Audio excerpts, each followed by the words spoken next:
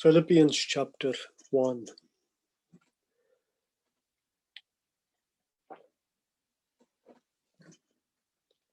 And we can read from verse 12. I want you to know, brothers, that what has happened to me has really served to advance the gospel, so that it has become known throughout the whole imperial guard and to all the rest that my imprisonment is for Christ.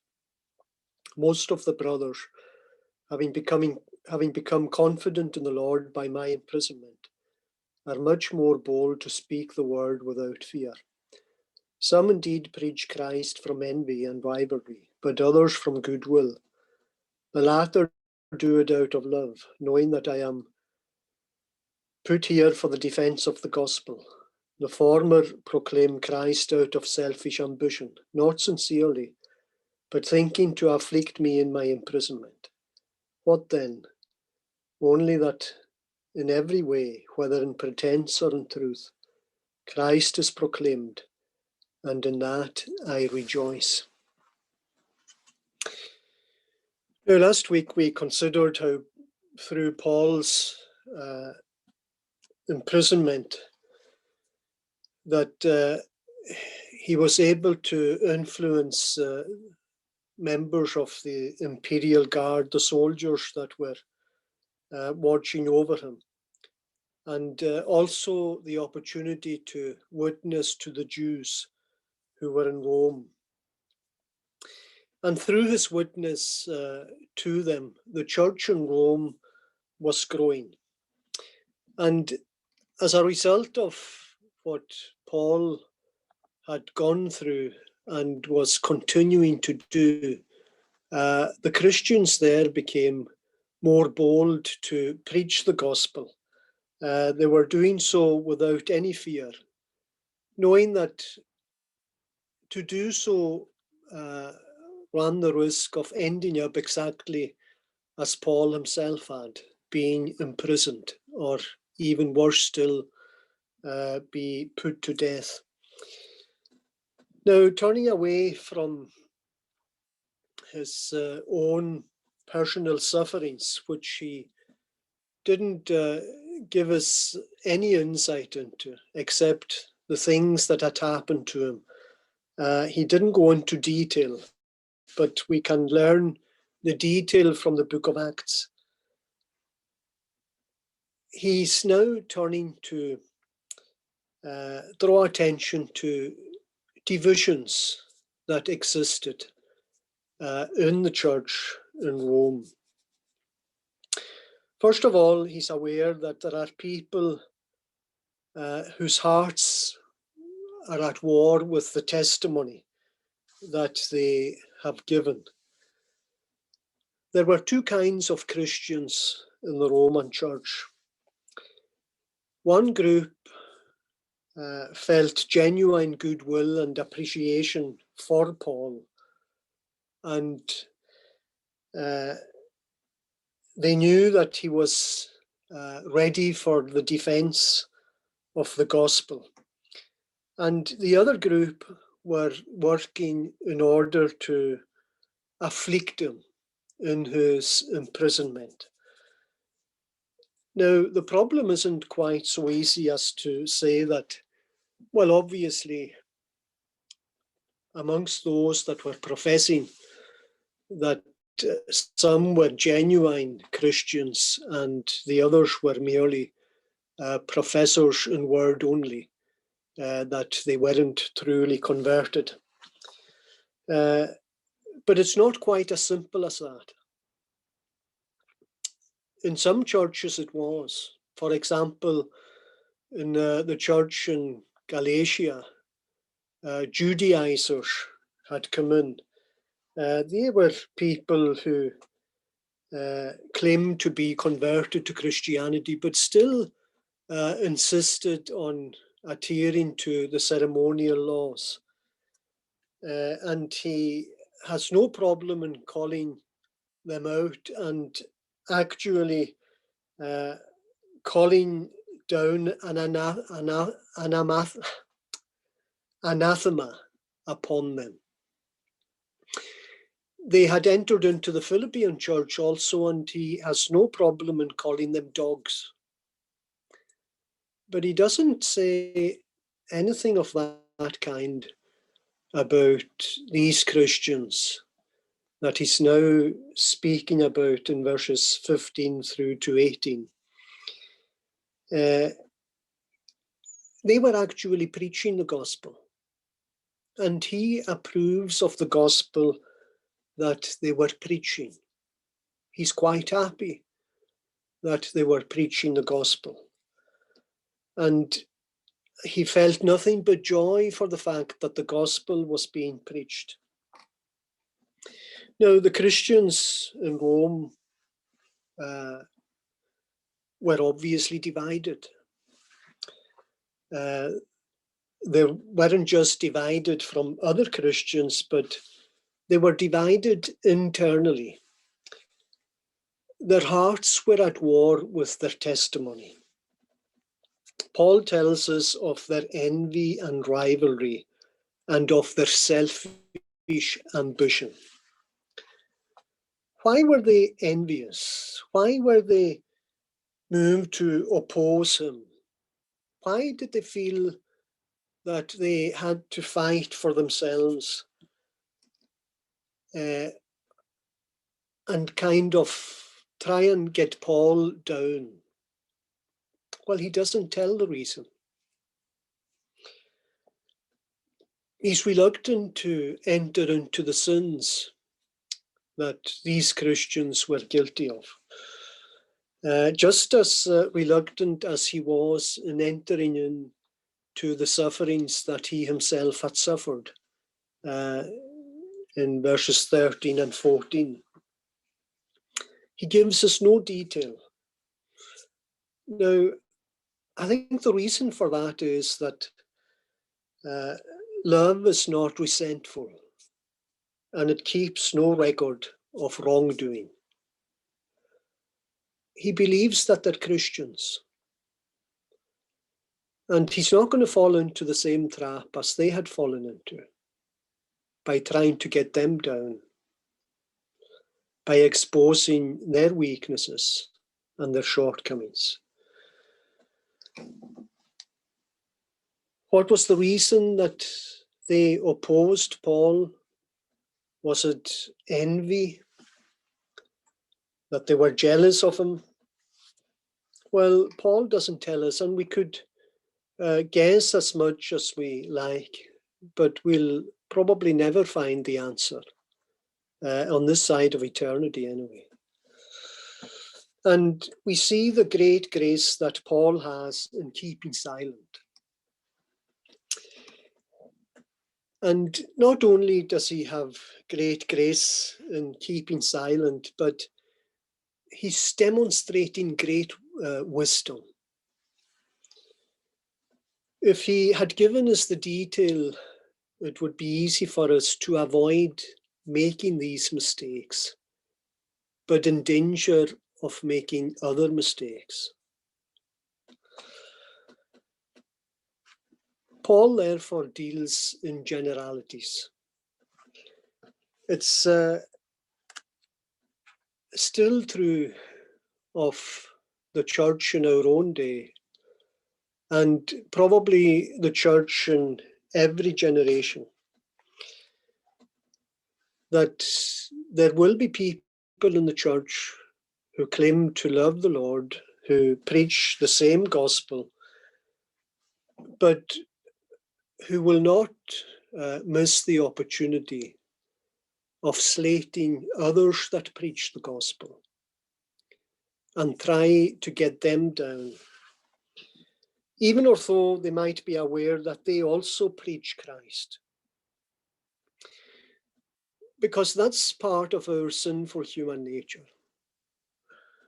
When a person wants to establish his own reputation, it's so easy to attack others. And as we attack others, we're hoping that people will see us in a good light, whilst they might join with us in looking down at the others, because we're afraid that if we don't do anything, that they might get more attention than we do. Now, that's part of our sinful nature, because we all crave attention, whether we like it or not, some to a greater degree than others, obviously. But it's something that we should try and crucify. But we're not always successful at it, and we slip. And when we slip, this is what happens. We start trying to exalt ourselves and to put others down. Now, I believe that that's what was happening in the church in Rome. Sectarianism and denominationalism have always established their own identity by putting down on others and giving rein to the same spirit that Paul mentions here: envy and strife and selfish ambition. Now, it's not to say that they're not Christians. They are Christians. But they allow these sinful tendencies to get the upper hand on them, to establish what they want to impress upon people, and for people to conform to what they want them to conform to. On the one hand, they appear to be very faithful preachers of the gospel. Now, he's speaking about preachers of the gospel, but the principles apply to everybody. But he's using those that were causing the problems here, which were the preachers of the gospel. And the preachers of the gospel can cause great problems. You only need to look at all the divisions that have occurred in the church down through the years, and it's always through preachers of the gospel that these divisions occur, because they want to insist that they know better than the rest, and they're willing to divide the church to justify their own opinions in that. And that's why we have so many denominations. That's what causes sectarianism. You get people that are apparently faithfully preaching the gospel, committed to proclaiming the selfless, self-sacrificing Christ, a Christ that came in order for sinners to be saved. And on the other hand, they privately and secretly indulge in a different set of values: self-seeking, moved by a desire in their heart to hurt others that have been saved by Christ. They're double-minded.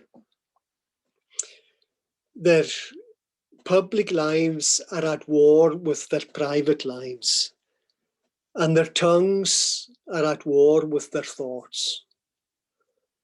It's not necessarily what they say that they're thinking, and it's not necessarily proceeding from pure motives in their heart. The church in Rome was divided within itself. There were Paulinists and anti-Paulinists, we could say. And like I said, it's a feature that crops up nearly in every generation. There's always going to be these problems in the church, whether it's individual differences or whether it's antagonism within the local church, or even at on a larger scale in denominationalism. Now, when we think of the list of sins that we read in Romans chapter 13, it's very unlikely that there are any churches, or if there are any, there will be very few, who will have the problem of dealing with orgies, drunkenness, and sexual immoralities. But it's very likely that nearly every church will have members in the church and ministers in the church who are harboring envy and who are seeking their own ambition, selfish ambition, causing strife. Now, we might think it's acceptable for us to be slating other denominations or slating those that are within our own church who are practicing something different from what particularly interests us. Now, Paul helps us here to see in miniature, in one level of the church, what could be true at a local level or an international level, all claiming the name of Christ, but not at one, not at ease with each other, divided. Now, ideally, that's not how the church should be, but unfortunately, that's the reality. Christ is praying for the unity of the church, that the church may be one, that we may be one. But that's only going to happen one day. Whilst we're in this world, there will be envy, strife, and selfish ambition. It'll continue to crop up. That doesn't mean to say that we should be accepting of it and that we shouldn't be trying to do anything about it. We should be on our guard, lest it's through us that this is taking place. Because these are characteristics of the flesh. It's got absolutely nothing to do with the spirit. These are characteristics that belong to people who reject God. But that doesn't mean to say that the Christian hasn't got them or is in danger of having them. And it's a lack of spirituality when we allow these things to take over. Now, Paul must have lamented that such things were true of his fellow believers there in Rome. And no doubt he prayed about it and prayed that that would be overcome. Now, Paul doesn't compare his own degree of sanctification with their degree of sanctification, although he could, because they were acting un-Christ-like. And although he could see their faults, maybe they could see his faults. Because he himself goes on to admit later on in the letter that he has not already obtained, that he is not already perfect. He knew that he had failings. Like every Christian should know that they have failings. But it's easier for us to look at other people's failings than it is to look at our own. And if we see that other Christians may be more popular than we are, it's quite easy for us to envy them because we're not getting the same attention as they are. And that's coming from the sinful flesh. Now, that was true of these Christians that were in Rome. Now, Paul doesn't propose an organizational solution to the disunity that he saw around him. He's not condoning their unholiness, but neither is he insisting that fellowship can only exist if everybody's of the same mind as we are and conforming to the same things as we conform to. God doesn't intend every Christian to be a clone. And this is very often the danger that we fall into, that we think that everybody, if we're converted, everybody should be like us. And if we have a love for something, that every Christian should have the same love for that thing. And the things that interest us should interest other Christians. That's not the case. And it's not the case that we are all at the same degree of holiness. We're all at different stages. Some may have advanced more rapidly than others. And the ones that aren't advancing so quickly doesn't mean to say that they're not Christian. And that's very often what the world will accuse us of. But that's the danger that we might ourselves fall into, that we might begin to start thinking, well, they're professing to be Christians, but they're not very Christian-like. And we begin to doubt their Christianity because they're not exactly the same as we are. And we might be aware of their unholiness. But that doesn't mean to say that they're unconverted, just because they haven't reached that degree. Now, Paul has invited us to consider his experiences and how his experiences have worked out for the advancement of the gospel, how his sufferings have encouraged other Christians to speak more boldly for Christ.